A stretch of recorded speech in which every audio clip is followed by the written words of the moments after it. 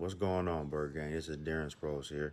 I just want to thank y'all for tuning in to Eagles Brawl of the Brawl Network.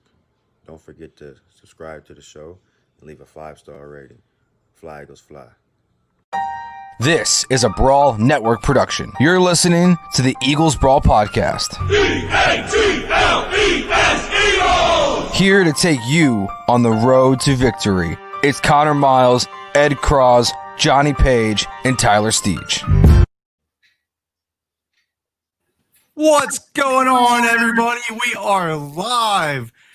I'm feeling it. It smells like Dallas week. It is Dallas week. We're going to beat the Cowboys. What's going on, everybody? Thanks for tuning in to Eagles Brawl of the Brawl Network.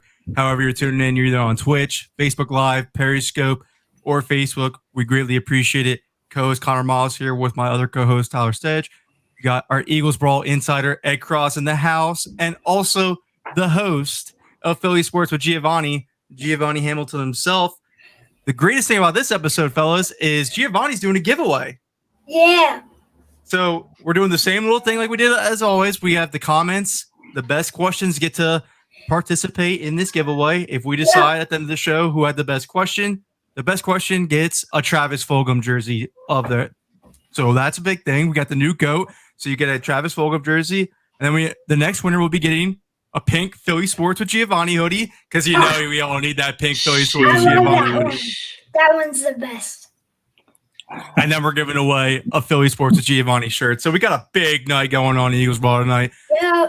Hey, look at the comments are already rocking. They're already rolling. Let's go. It's Dallas week. Everybody is hype. Yeah. Let's go. Let's go. How are we feeling, fellas? I want one of those prizes, man. I want to win one of those prizes. How can I win? I was gonna say we already got to get you a shirt. You already got to get a Philly Sports with Giovanni shirt. You're one of his biggest supporters. We need to do that. Yeah, I wear that with pride. I'm feeling good, man. It's Cowboys week. It's been weird. It is. It's been like a weird week because there's a backup, there's injuries, but we're 2 days away. Let's get it. Nah, man. Nah, I smell it. It's Dallas in the air. It's Dallas week. Even if it's look, I think that we'll just start off with just talking about the game, I guess. But I think it's going to be a Luke Falk Jets type of game. This is a rookie quarterback in an unorthodox situation. Really didn't have a real offseason, didn't have a real preseason with his team. And then their offensive line is in complete shambles. It's just prime for the right for the Eagles to have another New York Jets type Luke Falk type week. But there's a lot of news to go into this game. There's a lot of things going on. And let's start it off with the offensive line, fellas. Jason Peters looks like he's back in left tackle. How are we feeling about it? I can't wait to see what the comments have to say. Yeah, it's a surprise. I mean, putting Mulata probably on the bench. I mean, Mulata, he's played 4 games now, and his last one wasn't his best. And we talked to him earlier in the week, and we asked him why, and he said he was gassed. That quick turnaround, 4 days. I mean, this is a guy that never played 60 minutes of football before in his life until he, started against the 49ers back at the end of September there. So he said he was gassed, and that's the reason that his legs weren't really there against the Giants, and that's why he said he didn't play that well. So, I mean, it's surprising that they're going to go with Peters. I mean, Peters was, he was up and down when he was starting before he got hurt. So we'll see how it goes. My thing is, sorry to cut you off. Let me just say it real quick. Well, it was Mulata's worst game of his start was against the Giants, but also you put Sua Opeta next to him, making his first career start left guard. You put Nate Herbig, which had great chemistry with Mulata, I thought, on the left side, and moved him to the right side, where he arguably had his worst start of the season as well. But then you also have to read in the context of that. Lane Johnson wasn't fully healthy, and then Matt Pryor was in and out at right tackle. Jordan Mulata and Nate Herbig weren't set up for the best success this past week either. That's the context that goes into it. And I will say the Giants defensive line wasn't that bad. They actually have some talent on that defensive line. I think it's way too soon to pull this plug on Mulata. I think I would want to rock with the kinks of the development. I would want to move Jason Peters maybe to left guard, perhaps. Maybe put Herbig back at left guard, put Peters at right guard to be next to Lane Johnson. I really don't know, but I know for one thing for a fact, the offensive line this week is probably looking like Peters.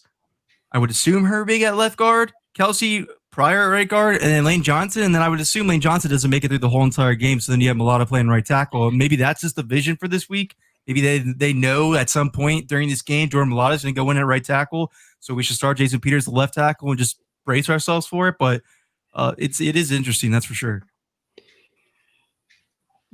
Well, I don't know if somebody wants. It's just you just hit it. It's frustrating that we know that Lane Johnson isn't going to finish the game. It's like I think Mailata needs repetition, and I think that he needs reps. And if he's not getting them in practice, and we know that he's going to be thrown in because there's going to be an inevitable injury, it's kind of frustrating. And that's the frustrating. I would feel much more comfortable putting Peters to guard and then letting Mailata just kind of lock down that position, go through the ups and downs, let him learn. And in that way, you don't have to do this constant rotation of just inconsistency. You're never going to build a constant chemistry there. Which is hurtful for Wentz, which is hurtful for the run game. It's frustrating. And who knows how good Mailata will be at right tackle. I mean, that's a position that, he came in to play left tackle, and now, he's got to switch to the other side of the line. We don't know how he'll adjust to that. We saw it was a disaster for Andre Dillard last year when he tried to make that switch. Mailata's got a great attitude about it. He wants to help this team any way he can, and if he has to go over there, he'll do the best he can. But who knows how he's going to look at right tackle. He's looked good at left tackle, but that's a big change going to the other side of the line. Ed, I was interested because you were at this press conference today. Doug Pearson comparing the situation to Nelson Aguilar's benching completely wrong. Weird. That was weird. I don't understand the comparison there. When you bench Nelson Aguilar for being a struggling first round pick that wasn't finding his way in this new offense, whether with Mailata, who was playing pretty well, and granted he's coming off his worst start, but still he was playing pretty well, better than Peters has looked this season. I don't understand that comparison whatsoever. No, Aguilar was having a crisis. Go ahead, Giovanni. No, I was just saying I don't either. Yeah, Aguilar was having that crisis of confidence too. He was really down on himself, beating himself up, and that's why he got benched. Mailata's not even anywhere close to that type of mental situation yet. Mailata's upbeat. He's eager to play, and fans want him. Yeah. Like Aguilar was getting ridiculed by fans. Yeah, it's all about Mailata in these comments. It was a weird comparison. It didn't make any sense. Giovanni, you tweeted something smart about it today. I even tweeted you. I was like, "Yeah, stop making takes like this. You're going to take Doug Peterson's job." What you were saying again? So maybe the people that didn't see it can know on the live stream. I think Jason Peters needs to play left guard and keep Mailata where he is, because I think Mailata has played pretty well this season, and I don't think that you should break him from his good streak. I agree with that completely. I think so too, and I rather roll with the kinks of development with Jordan Mailata than go with Jason Peters, who I know might not even be on this team next year, the way that they're looking right now and with the way that they're structuring going forward. Yeah, I agree. With Gio has wisdom beyond his years. Good take, Gio. See, everybody's loving it, Giovanni. That was a great take. Well, that's the thing. Mailata, where is his future role on this team? You presume that Dillard's going to come back and be the left tackle. I think this is the role they want him in, is kind of that swing tackle. They want him to be the right tackle, kind of like Halapula Vaitai was when he was here. And Vaitai started a lot of games because of the injuries. And I think that's kind of how they see Mailata's role, as a backup to Dillard, a backup to Johnson, and he's going to play some games when those guys ultimately get dinged up. I know this is a stretch, but do you think that, because I know he's 6'8", but do you think Mailata could potentially be a guard because of how nasty he is? We saw that after the interception against Baltimore. He's just so physical. And I wonder if there is some movement there, but I'm with it too. At the end of the day, whenever I question this offensive line, I tweeted to Conor today, I have to trust Stoutland. You kind of just trust Stoutland. He's so good at his job, and he has a plan. It's not as if this team doesn't have a plan. This is a good franchise. They have to have some plan for these young guys. It's funny when you say about Mailata going to guard. He was asked about that tackle he made after Carson fumbled the ball.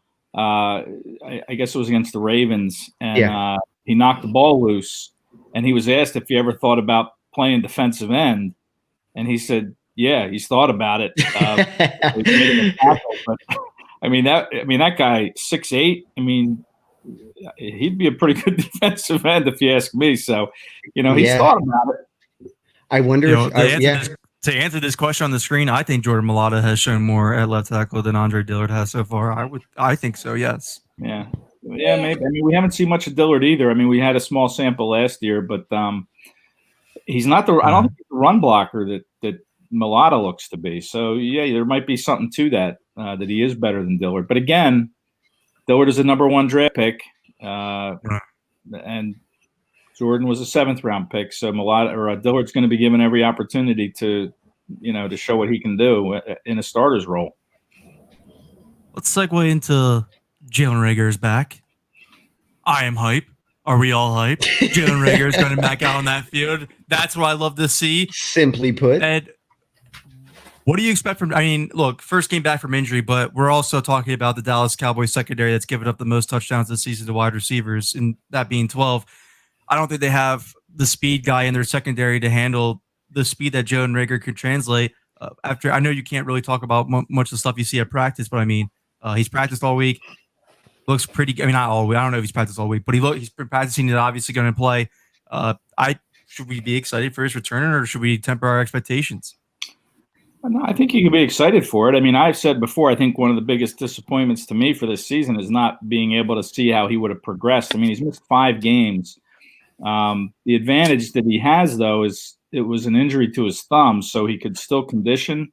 He could still do everything, run the routes. He just couldn't catch. So that's to his advantage. He shouldn't get tired because he's been able to, do the cardio. So that's an advantage, and it's just going to be a pain tolerance thing with the thumb. And I would think that if there's no pain or very little pain, he should be just fine. And I think the Eagles will get him involved. I think they'll go deep to him. And I think he'll make an impact. I really do. I think he'll have a couple catches. I think the Eagles will try to show that he was worthy of a number 1 pick, especially when you see some of the other guys that were taken after him, guys like Justin Jefferson, who's, killing it in Minnesota.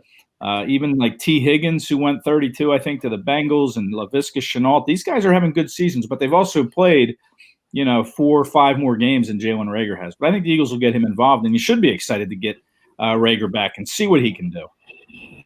I mean, I thought Reagor looked just fine before he got hurt, too. Yeah. I mean, I think there's going to be a lot to build off of. As soon as he gets that chemistry going, Carson Wentz, I think it's over, to be honest with you. I think he's going to have a really big impact, especially from a playmaking standpoint, because that's exactly what the Eagles need. Fulgham and Reagor equal Anquan Bolden and Torrey Smith. Let's get it. Oh, wow. Dakota is hyped. Dakota is definitely hyped to see Jalen Reagor back. Do you guys say Deshaun played his last game in the Eagles uniform? Same question for Alshon. I mean, I definitely believe that Deshaun played his last game in the Eagles uniform. Alshon, I mean, I would think at some point you would get him on the field when he's healthy, because what else are you going to do with him? But at the same time, Ed, I mean, this is really what's going to segue into my next question anyways. Doug Peterson at his press conference doesn't even know how Alshon injured his calf. He had no clue if he did it at practice or not. So that just seems to me like a coach doesn't care about. Hey, I don't care. I whatever. Like he's not even in our thought process at this time. If you're not even knowing how your player injured himself, you must not be very important to this team. No, and look, the Eagles are trying hard to trade him. Tuesday's the trade deadline, and they'll take anything that anybody wants to give and take that contract off their hands. So I don't think they'll find any takers, but you never know. There are teams like the Packers that could use a receiver. So who knows? But I think I think Deshaun may have played his last game. Just based on the injury alone, it's a 6 to 8 week injury, and that really puts you at the end of the year. And Alshon, I don't think you want him to come back and take snaps from Travis Fulgham at this point, because that's whose snaps he would probably take. And I don't think the Eagles want to do that. I mean, I think the Eagles like this receiver core, and this is their future. With Fulgham and Reagor and Greg Ward, who's one of the top 3rd down pass catchers in the NFL. I mean, this is a receiving group that is going to grow together, and I think Alshon just gums that up, and so does Deshaun. So I could say, yeah, I could see that. Possibly that they have played their last game in an Eagles uniform. Giovanni, what do you think? I think that Alshon Jeffrey is dead weight, and I think that I don't think that he's really good anymore. I don't think I don't think anyone else wants him. Yeah, I don't think I think the only way this team trades Alshon is if they include a pick. And it just, at that point, it doesn't make any sense unless you're doing like a player swap. But if you know you're not going to get, or if you know you're going to lose him at the end of the year, you can't give up an asset. So, but I mean, also, Doug Peterson impressors, we just got to stop taking what he says like serious. Yeah, I know. There's just no consistency, man. He frustrates the heck out of me, and then he'll surprise me and hopefully drop 40 on the Cowboys. What would be an under or a frustrating score? Like if the Cowboys or if the Eagles don't do well on offense. Dallas is averaging 35 a game. But giving up 35 a game. Yeah. So if they don't score at least, I mean, if they don't score at least 34 points, I'm gonna be. I don't know, man. I don't even know what to. But again, I think if they come out flat and like Rager's not getting the ball, like I want to see touches. I want to see closer to the line of scrimmage touches. He could stretch the field, but give him some end arounds, give him some screens, get him the ball. Yeah, right. I completely agree. Somebody asked earlier that was actually a good question that I agree with. Y'all see Hightower, and do you guys see John Hightower and Quez Watkins as a part of our wide receiver core in the future? John Hightower, I think, is not getting enough credit for how he's playing. I know the drops are obviously weighing on our minds and something he has to clean up, but I also think we're so accustomed to Jordan Matthews drops, Nelson Aguilar's drops, Mac Hollins' drops, all the other drops of the Eagles occur. And when a receiver drops the ball, we automatically just like, well, whatever, this is done with him. But again, this guy's a rookie, didn't have a real preseason. Building that chemistry of Carson Wentz this season is not the same as it is in years past. He shows each week he can get open. He shows each week he's a vertical threat. John Hightower is absolutely your wide receiver 4 that can bring a vertical element to your game at any point in time. I definitely think he has a future with his team. Watkins is still to be determined, but Hightower is definitely somebody that you could use and utilize in periods throughout the game, and he is a weapon. You can't teach speed. And I mean, that guy's getting open. It seems like every single week there's 1 or 2 plays downfield. And I know there's been some unfortunate drops, but Hightower is a perfect depth guy, somebody who could just step in and still stretch the field. So I think he's a part of the plan. I don't know about Quez. I need to see Quez more in action. I don't know how he's looked in practice, Ed. Yeah, it's hard to tell. I mean, we only see the individual stuff, and we were only there Wednesday because they practiced indoors to, Friday and Thursday. So I don't know. I really can't say. I mean, I thought in camp he looked good. But you're right. You still have to see him more. There's just not enough body of work to determine if he's a part of the future. But we have seen Hightower do some good things, and you would expect that he'll get better. And, I think Aaron Moorhead, the receivers coach, is doing a really good job with this receiver core. I think you got to give some props to Aaron Moorhead. I mean, that receiver position coach has been, a revolving door under Peterson. He's had a different receiver coach all 5 years here, and I think he has something with Moorhead that if Moorhead doesn't get another opportunity somewhere or a promotion, that I think he sticks around. I mean, I think he's done a really, really good job with this young group and getting them to believe in themselves. And like I mentioned, I think, in an earlier podcast that he told John Hightower that he was playing timid against Washington. And that showed with one of the interceptions Carson had in that game, that John didn't fight for the ball. And he told him after that game, you're playing timid. If you want to play timid, go right ahead. But D-backs are going to ragdoll you all over the field all year long if you do that. And John learned that lesson and has, toughened up.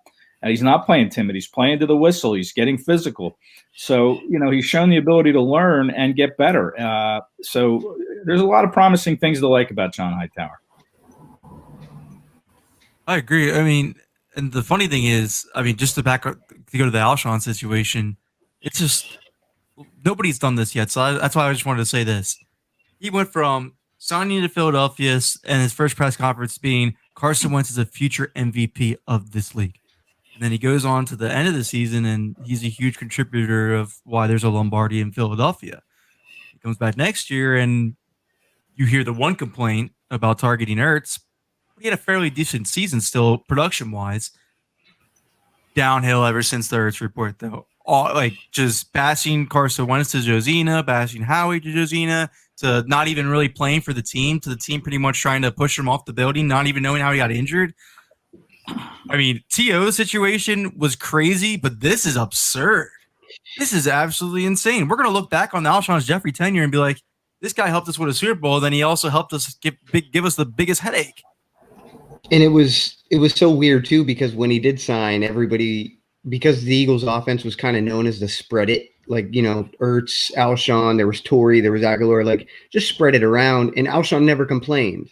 And everybody appreciated that. Like, Dez was somebody that we kind of compared him to for Dallas, who's a close rival, who's somebody who complained when he didn't get the ball. And then all of a sudden, last year happened, and you're like, where the heck did this come from? So it is a weird tenure, because he did help with the first ever Super Bowl, but it's also, you don't talk about your quarterback it's just a frustrating thing. It sucks that it's going to end nasty. Yeah, and we ran a poll on Eagles Ball. 50% of fans don't want him back, 30% don't care, and 20% want him back. So that's 80-20. That's how the Eagles fans are. Yeah. If you don't care, you don't want him. Yeah, if you don't care, you obviously don't want him. But right. Peterson would have voted in that poll. I don't care. I don't care. Is that the vibe that you get? Is that the vibe that you get, that you just like he's just is so done with him? Oh man, because if you don't know how he got injured, I mean, you're the head coach, bro. Yeah. What? Maybe that's a subtle shot at Howie. Like he's just like, like he shouldn't be here, and we knew he wouldn't be here.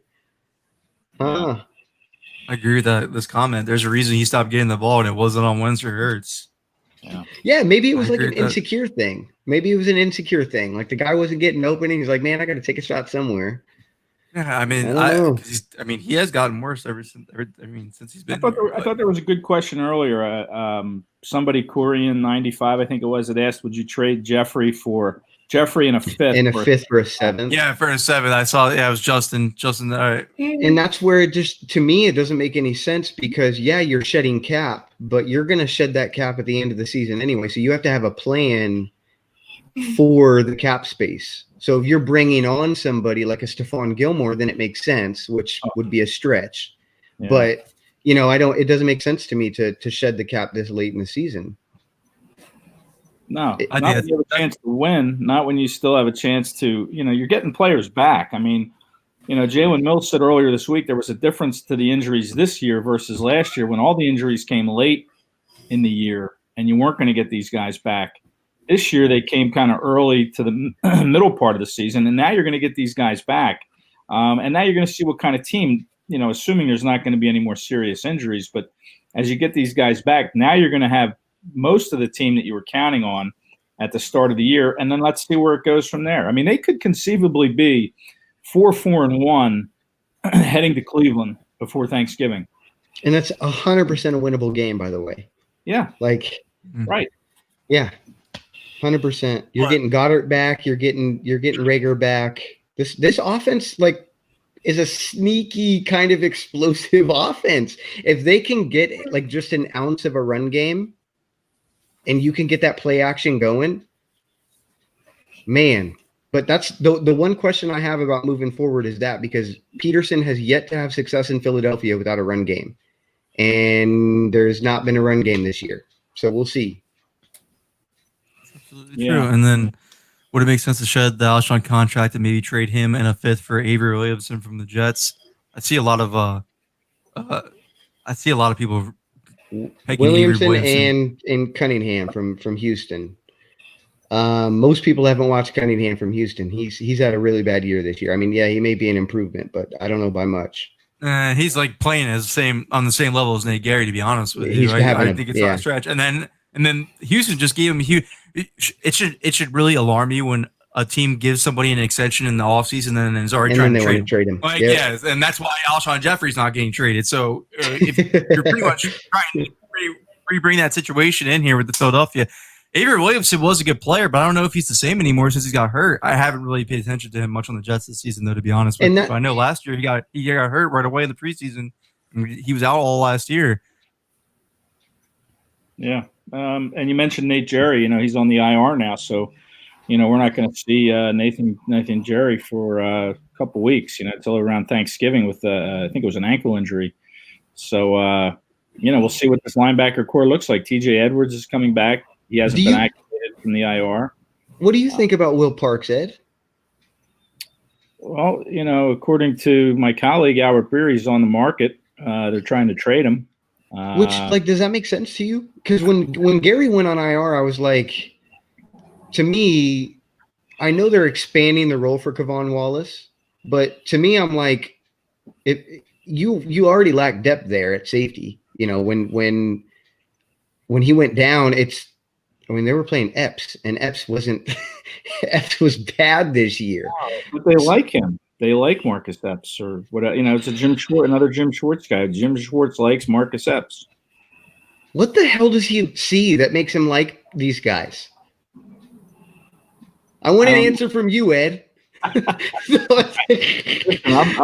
wish I could sit there for the whole practice and watch. Frustrating, man. What they like about Marcus Epps, but listen. I don't think he's done very well, obviously, but Jim likes him, and I think that's why they consider Parks expendable. Parks is on a 1-year deal, so I don't know why it would make any sense to really trade him. I think if you're going to trade somebody, you'd want to try to shed some salary, but then who are you going to deal? Malik Jackson, try to get rid of his contract. And he's having such a good year too. Grant.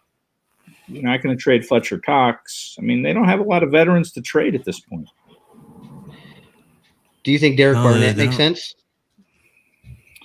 Heard his name floating around. Yeah, to me, that's the guy that makes sense to kind of flirt with, because when I saw Sweat play that well against Stanley, and he was having a good year, but when he played that well against Ronnie Stanley, that's like one of the better left tackles in the league. Mm-hmm. That was kind of further confirmation for me to say, like, Josh Sweat is legit. And if they are offered a third for Derek Barnett, they're definitely not going to resign him. It doesn't seem. No, they picked up his option for the next year, but it's at a pretty steep price. I think it's like close $10 million or something like that. $10 million, yeah. That would make sense. If you want to give up on him, he played a good game against the Giants, probably his best of the year, best in a long time. And then you'd have Sweat and Graham and Vinny Curry, Joe Osman, who we haven't seen. They lost Casey Toohill to Washington, the rookie 7th-round pick. Pass rushers are hard to find. I think if you got a third for him, though, that would be really something to think long and hard on, for sure. What are you targeting, Gio? What do you want the Eagles to be sellers or buyers at the deadline? Buyers. Yeah, I'm with it. Yeah. What position? All right, Giovanni, put the High Roseman cap on real quick. What position you going after? Linebacker. All right. Okay. All right. I like it. Ed and I talked about running back, and I kind of think you need to establish that run game any way you possibly can. And by the way, the Miles Sanders, talking about the MVP before the season, I'm not hating on him, but part of being a bell cow is staying healthy. And he hasn't been able to do that. And it's been a little frustrating. So I understand they invested a 2nd-round pick in him, but if you want to be this bell cow, this MVP, this guy that wants the touches, the 20 to 30 touches, yeah, I agree. And if we know that, then this team needs to know that, and this team needs to know that they need another bell cow or a guy who can run between the tackles successfully. It's getting tiresome. I do like this question from Kathy too. Why haven't we seen more from Fletcher Cox? I think it's D tackle too. Yeah, I go back and forth between this all the time. Fletcher, every time I watch the film, Fletcher Cox shows up to me. It's just he's getting destroyed with these double teams and triple teams at times. It's frustrating. Tyler's right. Unfortunately, and I read all offseason about it, Javon Hargrave hasn't really been the player that they expected him to be. Now, I guess there is context to add to it, but he hasn't. And then Malik Jackson's been banged up. They need more for the defensive tackle 2 position. That's all I know. I think Fletcher Cox is still the same player that he's always been. I think it's just easier to mask him when the defensive tackle 2 position does not live up to what they expect it to be, and it's unfortunate. I think teams also have kind of emphasized on not running in between the tackles against this team because they know. I mean, the last 2 or 3 years, the Eagles stuff things in between the tackles, and so they've kind of been attacking the linebackers, attacking the ends because it's an attacking scheme, trying to get them upfield, misdirection. And that's why they struggle with a team like the Rams. That's why they struggle with a team like the Ravens, even the Steelers a little bit. So, but I do, yeah, Hargrave has been the biggest disappointment or one of them for the Eagles this year. But Cox, to me, he shows up every week. He's going to get the double and triple teams even sometimes. So he's not going to get the sacks like Aaron Donald does, and that's where the kind of the gap is. But I'm not upset with Cox, but Hargrave definitely. I mean, for $13 million to come here, he's been close. There was a couple plays, a couple weeks in a row where he's got his hands on at the line of scrimmage and he just misses a tackle. But he's getting close and he's creating some issues up front. But he just needs to finish.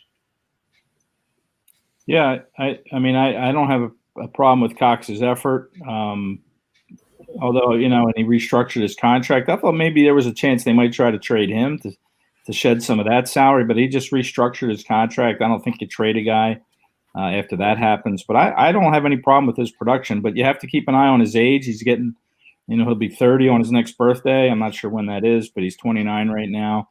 A lot of play time, a lot of mileage on him. But right now, I don't think he's been kind of the issue up front. I mean, I think he does a pretty good job collapsing the pocket from inside, and I think that's helping Brandon Graham. I mean, Brandon Graham tied for 3rd in the league in sacks with 6. So I think that kind of goes hand in hand. I think you get pressure up the middle, and Cox has provided that to a degree, and that helps the ends get their sacks. Slot fraud, not slot god. Sorry, I laughed during you going in on that, Ed. I apologize, but that's a solid comment, man. Yeah, I know. Yeah. I laughed at Dakota saying that too. He said Hargrave and NRC have been huge disappointments for you this year. Slot fraud, not slot god. I like it. I actually like this comment from Justin right here. The fact that we haven't seen Cox mean BG is having a career year, and guess what he is. So that's a good comment right there. Mm-hmm. But yeah, I mean, the defensive line is playing well, and that's why it's like it's not a huge worry because to me it's a unit, right? Like, right, and that's an indication of Cox too. Yeah, and that's exactly. That's why it's So I don't. I mean, I would. What's up, Gio? Do you hear this? Come on, man. You know, Fletcher. What do you think about Fletcher Cox? He's not having his best year, but I think that he can kickstart it if he does good on Sunday, which I think he will. I agree with you.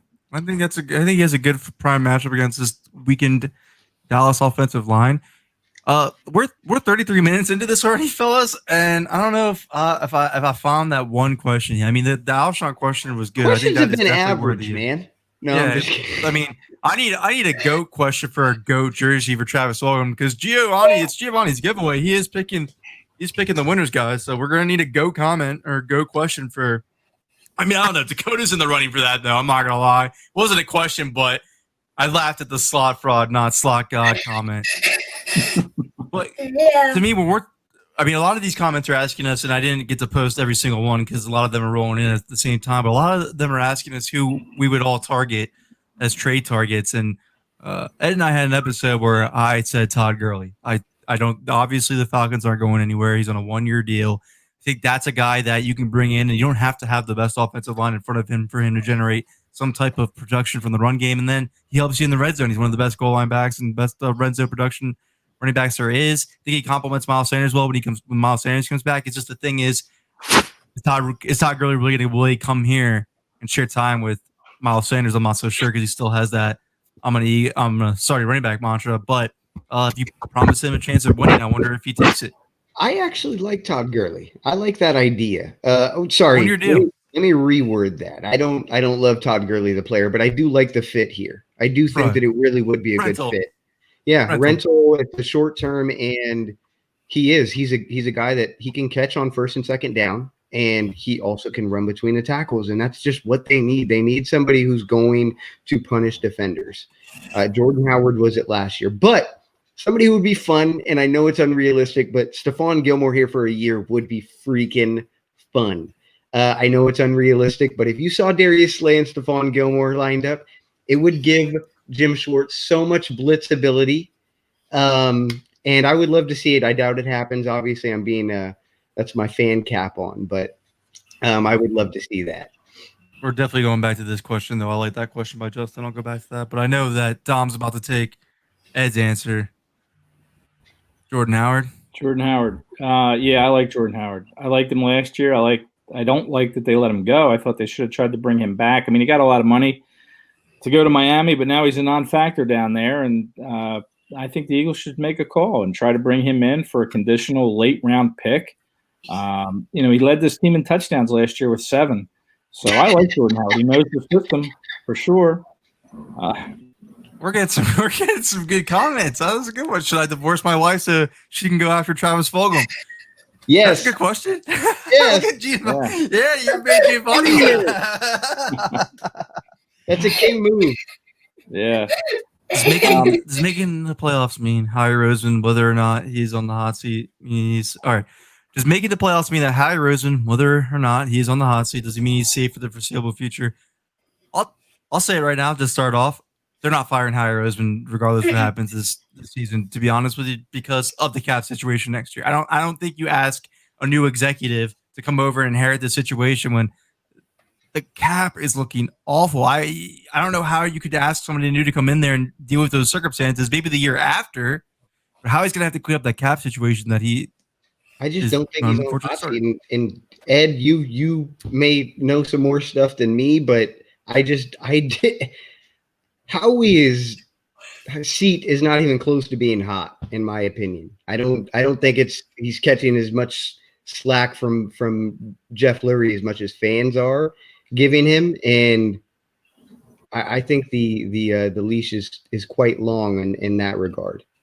And again, if I'm wrong, correct me. That's my opinion on that. I don't see. I mean, he was brought back after Chip Kelly, like re-brought back. Like I don't see this team like having any plan of like even if they miss the playoffs, they're going to give him a chance to kind of recoup in a sense. I don't think that Roseman's seat is hot at all. I agree. I mean, listen, you can give him a hard time about his 2017 draft class, complete washout more or less. But look at the 2018 class. I mean, you have Josh Sweat in that class, Dallas Goedert, Avonte Maddox, Jordan Mailata, Matt Pryor. I mean, those guys are all contributing to, 3 years into their NFL careers. I mean, that's a pretty good class. He only picked 5 guys. And then last year he had Dillard, Miles Sanders, J.J. Arcega-Whiteside. I mean, the jury's still out. Clearly Sanders is, the big piece in that draft. Again, only 5 picks. And then this year's class, I think, has the chance to be, very good. So, when he found, his scouts or whoever found Fulgham,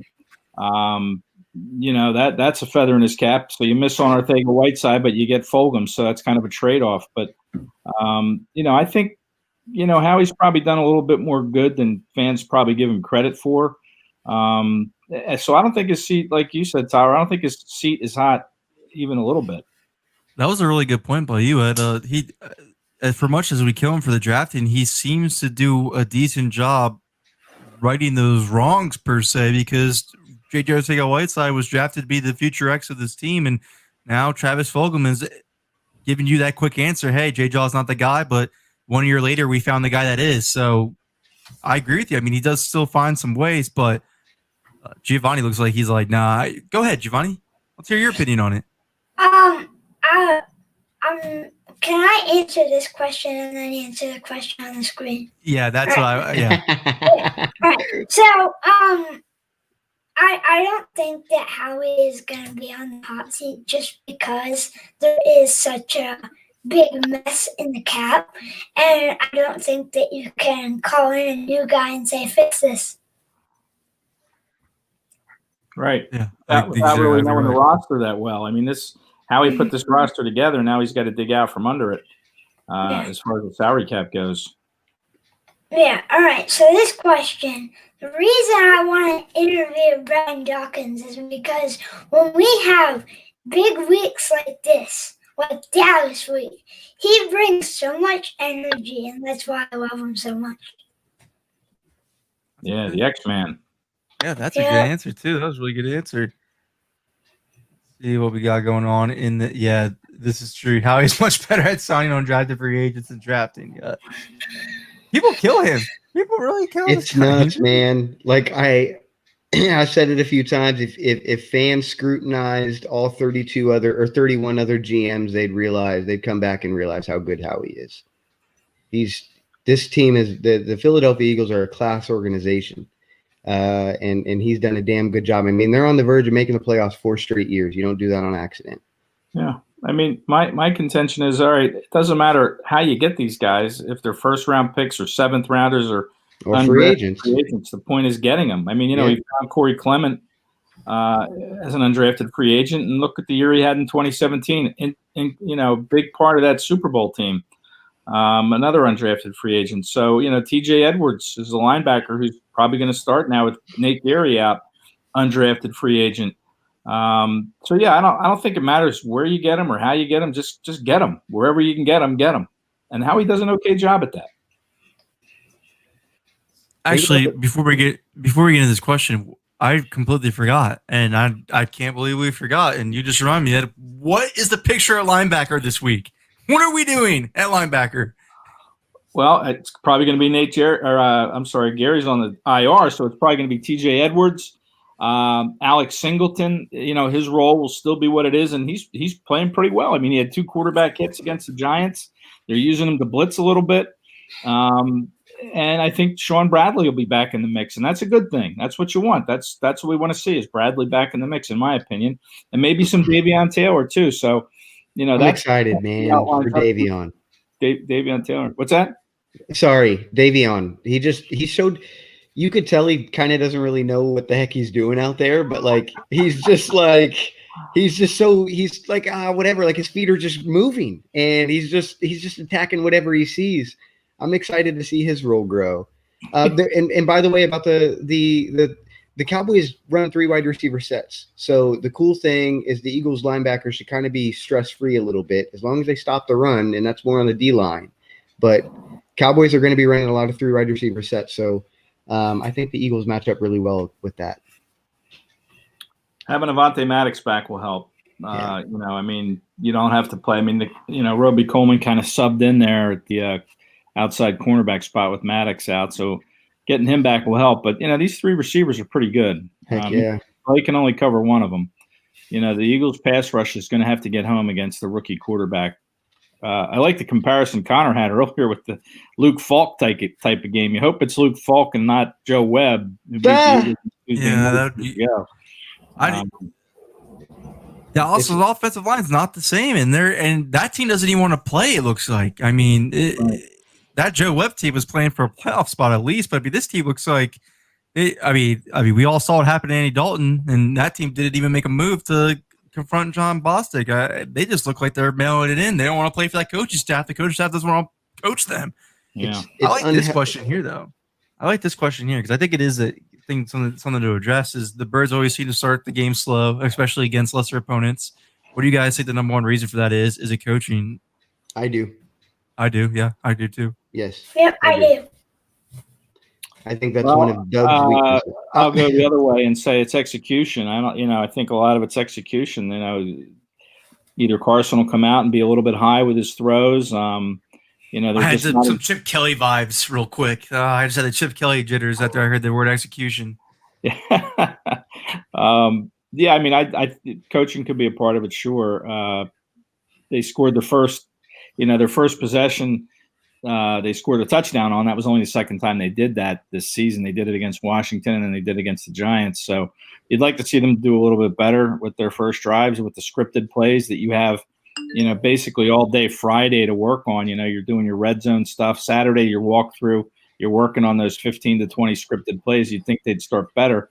I don't know if it's a weakness with the play design or if it's just they're not executing the play designs and maybe some mistakes. They're getting a couple penalties in there, and they're getting backed up, and that could be a part of it. So it could be a whole bunch of things, really. I don't know if there's any one thing you can say that, that's why they're starting slow.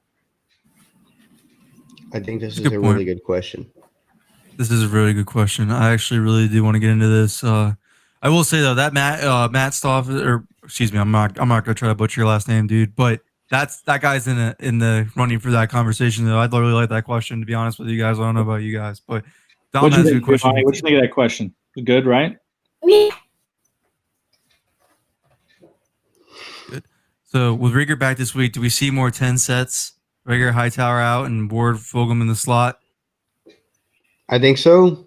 And it's nuts that they can actually create some mismatches with 4 receivers. Like I just haven't been accustomed to seeing that. But yeah, what a mismatch. I mean, you could line up big in the slot with Fulgham and then get a little shifty guy like Ward out there. And then while you're being able to stretch the field outside with Rieger and Hightower, telling you this offense is finding its groove. It's just nice that you can move receivers around. Mm-hmm. You don't have to like dictate into one spot for once. That's such a fresher breath there, man. I love it. I love that you could, because we're talking about Fogle playing the slot when I think all of us know he's an X too, but he can play the slot. He can play the Z. He can move all around. I love it. Got a good question for Giovanni here from Justin. Giovanni with the green hair. Is that inspired by Green Goblin, Joe Mills, and do you have his jersey? Yeah. It is inspired by the Green Goblin. And I have his old jersey and his new jersey. Hey, 31 and 21. Got the OG and the new. What dictates the room turning green, though? That's my question. Uh-oh. Yeah, he's going green. There we go. I love it. I love it. Yes. Great. Slay has held his own this year and is better than advertised. What should be the best compliment for him on the other side? Vontae Max is their best option on the other side. Yeah. On this roster. He's not played great. No, but I mean, unless you make a trade, he's your best option on the roster. He's played better than Mills out there. Say that. I thought Mills would be a way better cornerback too than he showed this year. I mean, he was getting cooked all on the regular. But I think Maddox is definitely the best. I mean, to be honest though, I thought NRC played better outside than inside this year, even though it was on minimal snaps. But maybe there's something there because I like LeBlanc. He needs to get going. He needs to get going. Yeah. I expected so much better from Nicole Roby-Coleman. My off-season takes, I was telling Tyler today, I was like, we're going to do a whole episode of just taking our L's, accepting our off-season takes were wrong. Because, I mean, Hargrave I'm whiffing on so badly so far. Well, Parks I'm whiffing on. But Nicole Roby-Coleman, I was singing his praises. I mean, this guy was trailing Deshaun Jackson in training camp perfectly, staying with him step for step. And now there's some places he looks like he doesn't even look like he wants to be here. Right, and like he played for Jim Schwartz in Buffalo, so it's not like he's not connecting with Jim Schwartz. I mean, he's played for Jim Schwartz, so it's weird situation with him playing bad. I did not see it coming at all. I thought he was going to play way better than that. Yeah, I agree. The Eagles are going to be short some cornerbacks too against Dallas. Cravon LeBlanc's been ruled out. Craig James has been ruled out. So they're going to be a little. They're going to have to really kind of piece it together against some pretty good receivers. Completely agree, and then. For all the Rizzo Douglas talk, I understand he's playing well in Carolina, but I mean, it was never going to happen here. Yeah, I don't think he played Thursday night, though. I think he's hurt or something. I think he's on the COVID list. Is he hurt? Oh, is it? I don't know, but I know he didn't play Thursday against the Panthers or against the Falcons. It's one of the flukiest things, by the way. There's like 3 corners in Carolina who are graded well by PFF, and everybody's running that. It was never going to happen here. Don't play the bitter card. Just move on from it. Don't play the bitter card with Aguilar. Enjoy Fulgham. Like it just, I don't know. Man. I don't know what the victimizing is, man. Just don't do it. Two players that needed to leave Philadelphia. to further their football careers is what Sidney I see. Jones too. Sidney Jones too. And then Sidney Jones. So because living here, he was awful last week though. He was he got got cooked. How many times did that happen in Philly? He would have one great week, and then one week he would play just terribly. And that's absolutely what's happening in Jacksonville with Sidney Jones right now too, because he gave up like 8 catches for 119 yards last week. So yeah, and then he got hurt. Then he got hurt. I mean, you get roasted here a couple times against the Cowboys, and then he got hurt. He started grabbing his leg, a hamstring. So, that's the kind of player I think he is, unfortunately.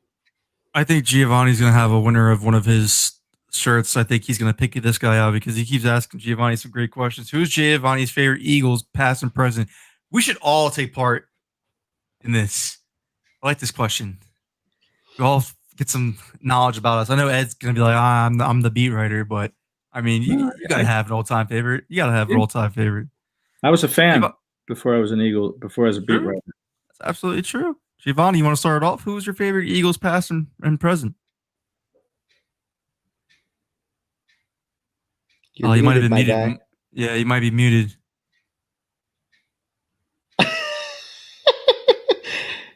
Did you hit the mute button when you turned the green light on? Turn the light off.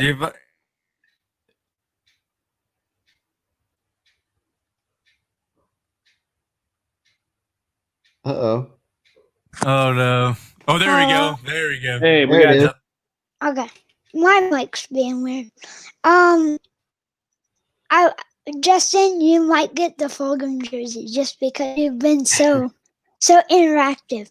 But past is Dawkins, and present probably still once. I'm gonna roll with the once just because he's such a good player and he's getting back into a rhythm.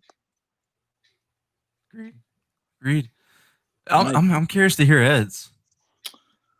Well, I would probably go old school, probably from the 70s when I was growing up and watching games with my dad, and I would probably go Harold Carmichael, who was like the first of the really tall receivers, and that guy was so much bigger than everybody that was covering him, and you would just throw it up to him, and man, he was fun to watch. I mean, that guy, and he was good after the catch. He was great in the red zone. I'm really happy he got in the Hall of Fame. I thought he should have been in years ago, but I would probably say Harold Carmichael is my favorite from the past, and maybe more current. I would say Jason Kelce. I mean, I think Kelce is the best center this organization's ever had, and I think he's probably one of the top 3 players on the team this year, and has been for a couple years. 3-time All-Pro player.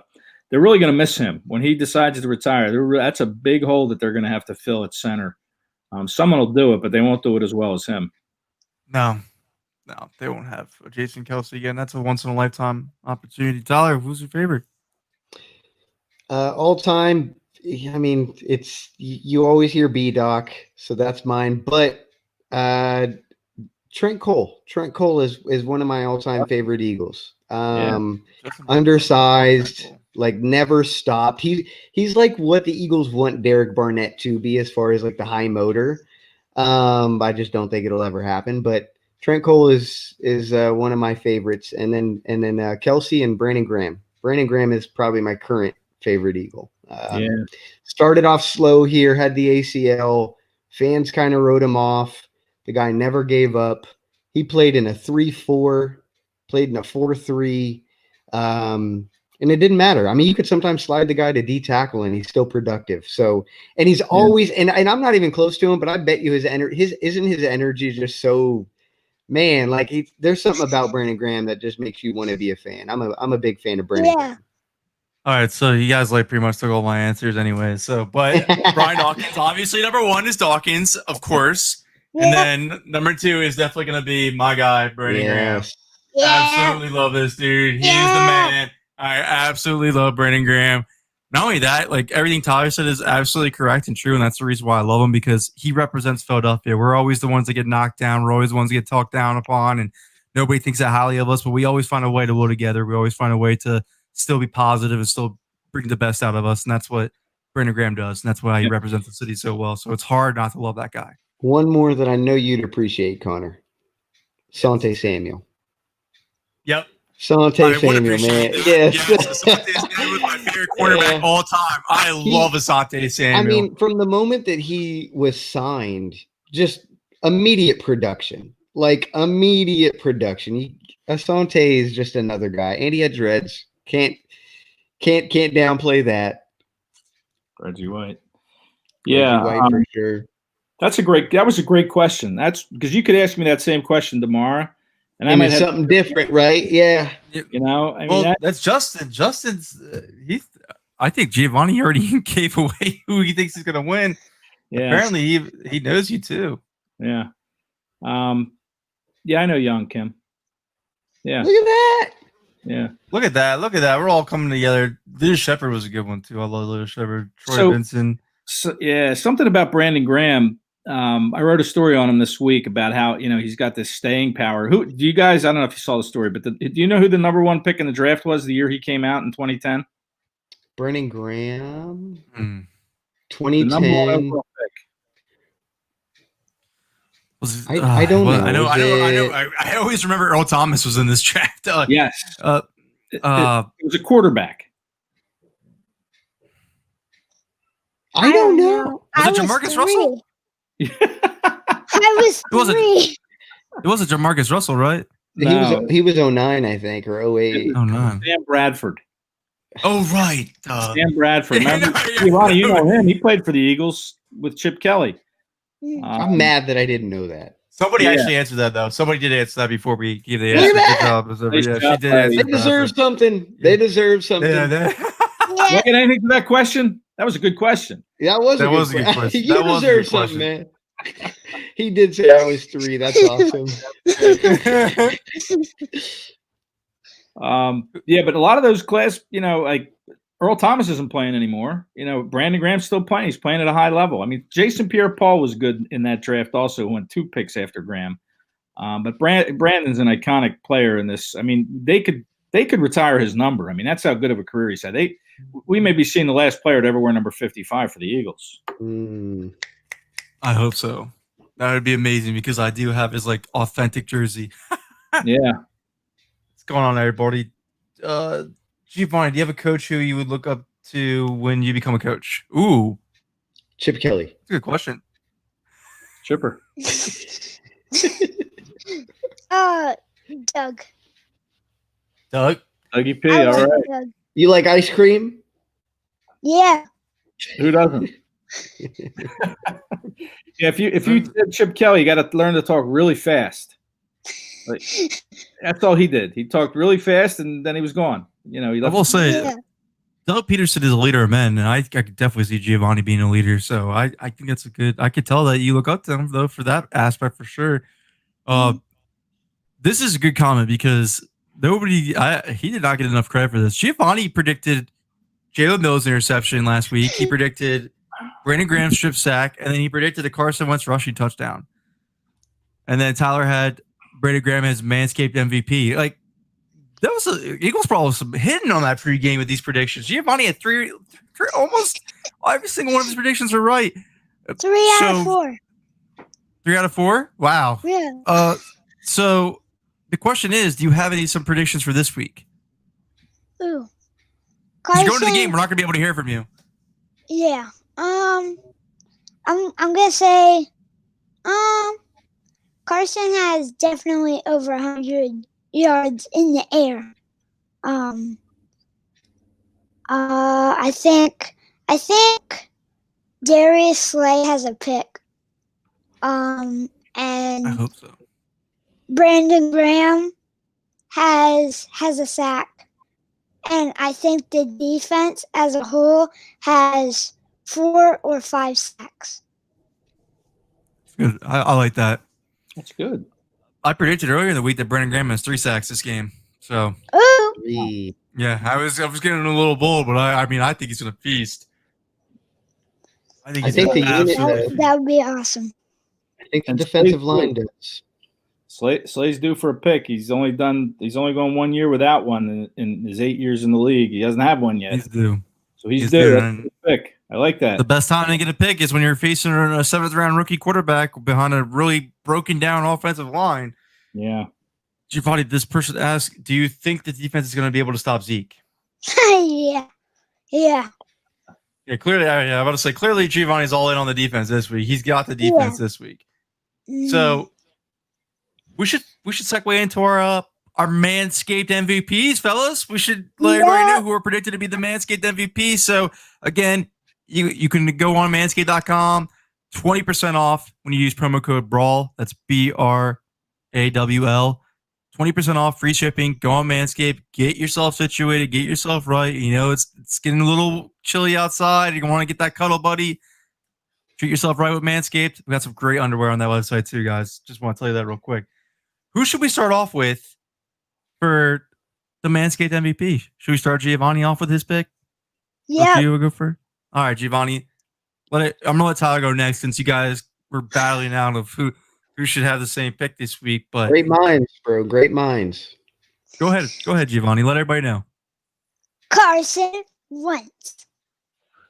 Yep, Ooh. there it is. I'm ready. Let's go. I I'm like so it. excited to see him.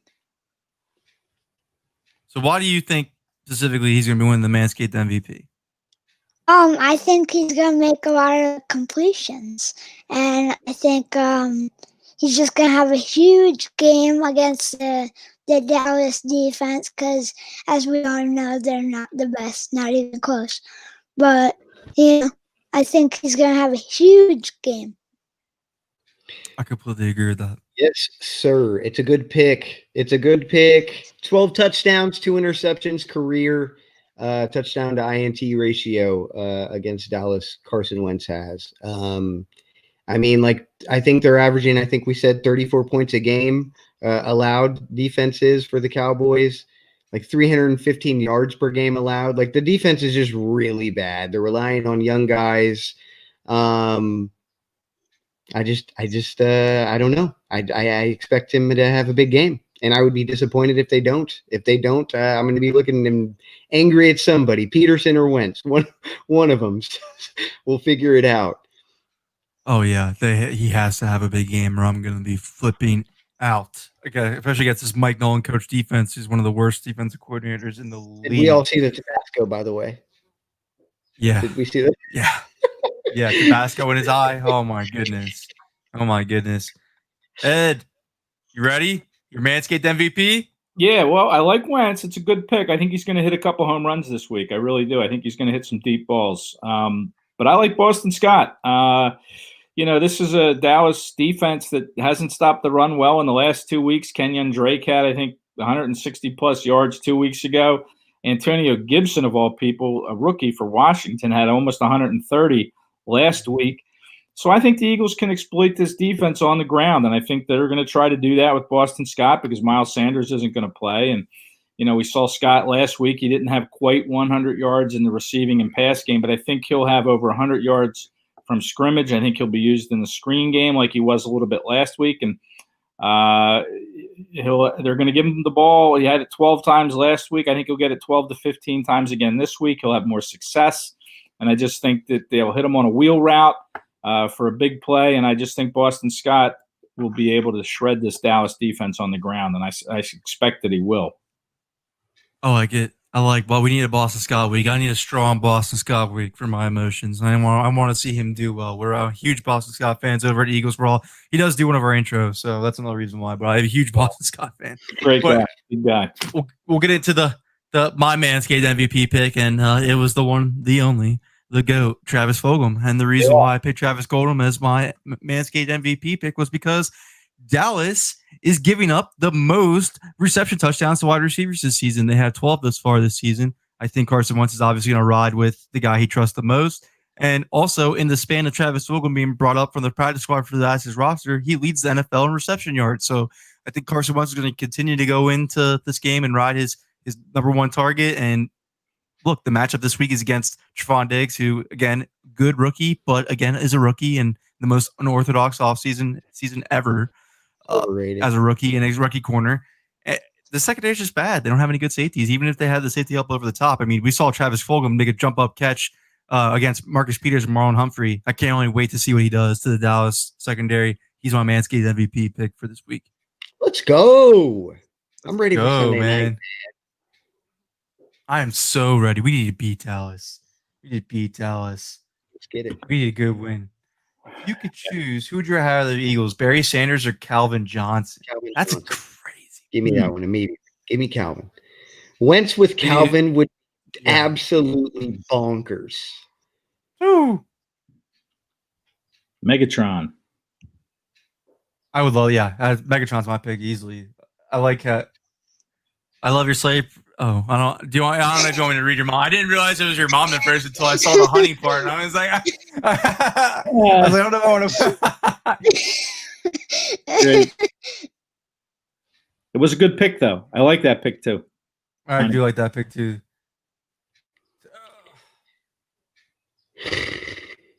Mike Nolan. I hope Carson only has to throw like 20 times against his defense when he best carry as Carson can have any.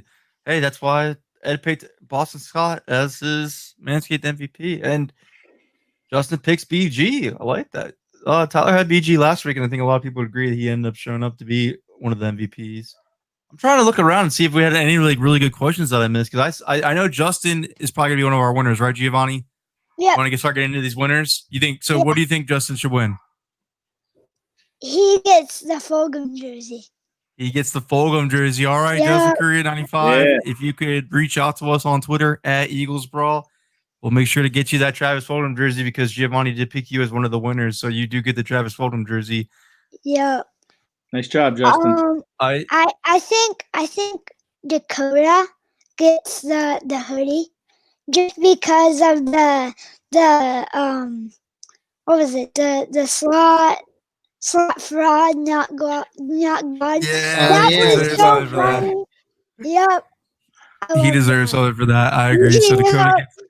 So Dakota gets the Philly Sports with Giovanni pick Cody. All right. That's my favorite. Do you know who we're gonna pick for the shirt? I don't know, man. Somebody made a good comment about, or a question about the 4 wide receiver set. And that was Dom. Oh, yeah, I like that. Matt Stoltzfus, I think it was. Yeah, it was the name Matt. Yeah, that sounds right. Yeah. I know Matt Stoltzfus had the comment about how they start the game out slow, and that's what I was using as one of mine, because I thought that was a good winner. Yeah. But Dom was the one who did say that, and it did spark a long conversation. But so, who do we think? Should it be Matt or should it be Dom, or should we just give them both 2 Philly Sports and Giovanni shirts? Give them both. Yeah. Giovanni's in the spirit of giving, guys. He's always in the spirit of giving. So that's generosity.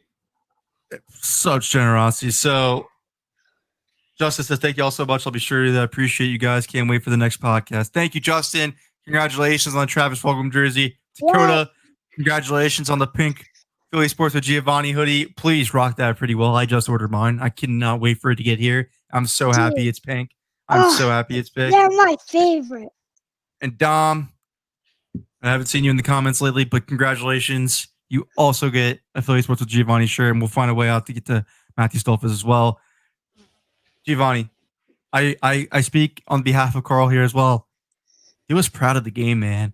I know you're going to be in the suite, but I need to hear you on my TV. I'm going to have my soundbar turned on. I better hear, let's go, Carson, let's go. I better hear Giovanni at his top of his lungs.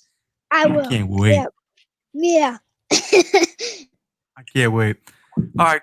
Thanks, you guys, all for tuning in. Great time tonight, guys. Great times. Yep. Really good Eagles talk. Really good Eagles talk. Again, Manscaped MVPs.